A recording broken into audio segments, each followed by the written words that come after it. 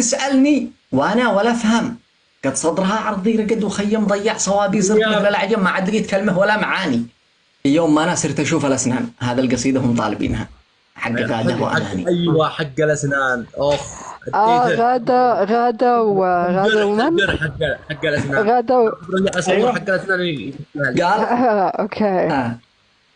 اوكي. قال في يوم ما انا صرت اشوف الاسنان، اسنان. يوم الالم فيهن دخل بادمان، وصلت الاستقبال عند مروان من اجل اخذ الاذن والبيان. فقال لي امشيه على يمينك بتلقى هالدكتور ذي يعينك، الباب بني تعرفه بعينك ولا تلف ومشى الطريق ثاني. ثاني. لما فتحت الباب شفت ثنتين قالين لي مرحب وقلت اهلين، فقلت من انتين؟ ثم ردين قالت اني غاده وذي اماني. اماني. غاده امانه كالتبيع هايج. جاءت الي قالت ايش عالج؟ فقلت مشتي يا رب خارج انا بخير ما بش الم اثاني. اما اماني كالزبيب مزه، حين شفتها فز الفؤاد فزه، ما عاد دريت هنا الالم رمزه وصرت كالمشلول في مكاني. ثاني. في عينها شفت الجمال كله، عيون معسوله والرمش فله والوجه بدر، اما القوام خلاه علاج للتعب واللي يعاني. الله. قالين لي هيا استريح وارتاح، أين الألم ذي فيك؟ قول يا صاح، إحنا هنا من أجل كشف الأجراح. فقلت بأسناني ألم كواني. جلست في الكرسي وكنت حاير بين الحمامة والتبيعة خاير، وكنت للحلوة جالس أناظر لجلا تزيد النقص في حناني. الأولى تشتي تقوم بالدور، قد شلت العدة وجات على الفور. فقلت أنا يا بنت ماشي أنا ثور، راعي قليل وتصبري ثواني. بعمل خيار ما بينك وبسهم، والله قد هو بيننا المحكم، واللي عليها السهم قد عتفهم وتجي تعالجني مما عاني. سهمت لكن كنت انا مغالط، وقلت للحلوه السهم ضابط سهمي عليش هيا نقوم نرابط، هذا نصيب الله قد هداني.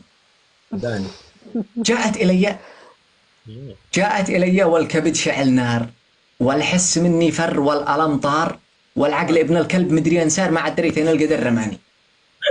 الله. كانت تعالج سنتي وتقرب، والقلب من كثر الحما بيضرب، فكنت اقول امسك ابوه واضربني مسيئا الفارس وهو حصاني. كانت بتسالني وانا ولا افهم، قد صدرها عرضي رقد وخيم ضيع صوابي صرت مثل العجم ما عاد لقيت كلمه ولا معاني. قالت لي اين الجرح؟ قلت راسي. ضحكت بضحكه طيرت حواسي، قالت كذاك مجنون. قلت ناسي حسنش اماني يا قمر سباني. من ضحكته أصبحت كالمضيع، الله في خلقه جمل وأبدع، محلى المليح لا هز أو تدلع يشل قلب الذيب في ثواني. زاد الألم فيني وزاد الإحساس، وتقول ذات إعلام وأقول لا باس لو تخلعي كل السنن ولا ضراس، ما بش ألم من سهم قد غزاني. يا حلوتي بعطيش من دروسي، خليش من سني ومن ضروسي، هيا هذا دوام فم صيدلاني. علي. وبعد ذا حسيتها بتخجل، قالت خلاص تميت قوم مرحل، وإن كنت ألمتك لا عاد تزعل. قلت الألم من كفكم شفاني. ودعتها والقلب ما تقنع، من عندها ما عاد رضيش يجزع. فكرت أنا والعقل لجي نرجع لعندها عودة أو يوم ثاني. من كثر ما عقلي سهر وفكر، جاء قال ضرس العقل لا توخر، ما باي فيدك سهل أنت مضطر، أهم شي نرجع لعند أماني. أمسيت أهز الضرس طولة الليل. أمسيت أهز الضرس طولة الليل، من أجل أسير الصبح شاهد الخير، ومن ألم ضرسي شاهدتنا الويل، لكن لأجل الزين قلت عاني. والصبح بكرنا إلى العيادة، لما فتحت الباب شفت غادة كالعسكري لكن بغير بيادة. بالراحة. جاءت إلي قلت وين أماني؟ قالت أماني في إجازة اليوم، مدري مريضة أو تأخرت نوم أو لا عليها شي قضاء من الصوم، وأني هنا في إيش ما تباني. سلمت أمري قلت أش عاد أفعل، هذا قدر من ربنا مرسل، قولنا لها قومي وشوفي الحل، قومي اقلعي ضرسي يم الغواني. من الندم قد كنت نشتي جنان، قد كان معي ضرس عقلي أحسن، من قال لأمي أنا أصدقك من يا عقلي أنت السر في جناني. بعدين تروحنا ومرت أيام، كنت أذكر الحلوة فقط بالأحلام، أنا نسيت، والعقل قط ما نام، جالس يفكر في يلقى أماني.